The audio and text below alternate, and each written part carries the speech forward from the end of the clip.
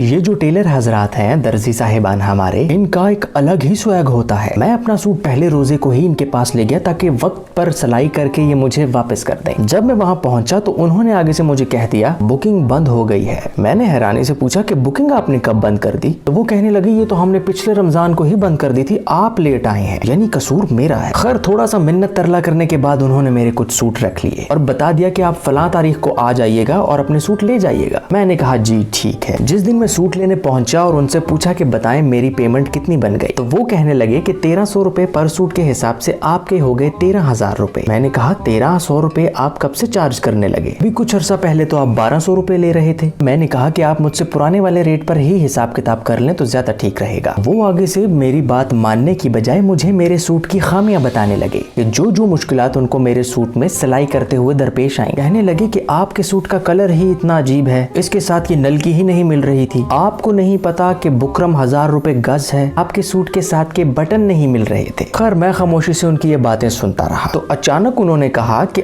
आपको चाहिए कि आप हमें ईदी भी देकर जाएं। ये बात सुनकर तो मैं शशतर रह गया। मैंने कहा कि मैं आपको ईदी क्यों दूं? आपने माशाल्लाह पूरे रमजान में 1000 सूट सिलाई कर लिए हैं, मतलब अच्छी खासी रकम कमा ली है आपने, और अभी भी आप मुझसे ईदी के तलबगार हैं। ऐसा तो हरगिज नहीं होगा। हम इनके इतने पुराने क्लाइंट हैं कि जब मेरे बाबा जानी मेरी उम्र के थे तो वो भी इन्हीं के पास अपने सूट लाते थे, लेकिन मजाल है कि ये दर्जी साहब कहीं टस से मस हो जाएं। खैर मैंने ज्यादा बहस करना मुनासिब नहीं समझी, ये ना हो कि अगली बार जब मैं इनके पास आऊं तो ये एक बाजू मेरी शलवार में फिट कर दें और शलवार की एक टांग बाजू में लगा दें, तो फिर मैं किधर जाऊंगा? सूट मैं घर ले आया और घर आके मैंने पहन के देखा। मैं क्या देखता हूँ कि मेरे बाजू छोटे रख दिए हैं इन्होंने। अगर मैं इनसे शिकायत करूंगा कि बाजू छोटे रख दिए थे आपने, तो वो मुझे आगे से कहेंगे जो सूट आप पहन कर आए थे मैंने तो उसी हिसाब से नाप लिया था, तो गलती फिर भी मेरी है। मेरे जैसे ना जाने कितने लोगों के सूट तबाह बर्बाद हो चुके होंगे और कुछ के तो दर्जी इत्तकाफ पे बैठ गए होंगे। मेरी हमदर्दियां उन सब लोगों के साथ है जिनके साथ ये मिसहैप हो चुका है या होने वाला है। जाते जाते मुझे ये भी बताएं कि इन साहब को ईदी देनी बनती है या नहीं। उम्मीद करता हूँ कि मेरी वीडियोस आपको पसंद आती होंगी, और अगर मेरा कंटेंट अच्छा लगता है आपको तो मेरा एक छोटा सा यूट्यूब चैनल है, उसका लिंक बायो में है, तो अगर आप उसको सब्सक्राइब करेंगे तो मुझे बहुत खुशी मिलेगी। जज़ाकल्लाह खैर, अल्लाह हाफ़िज़।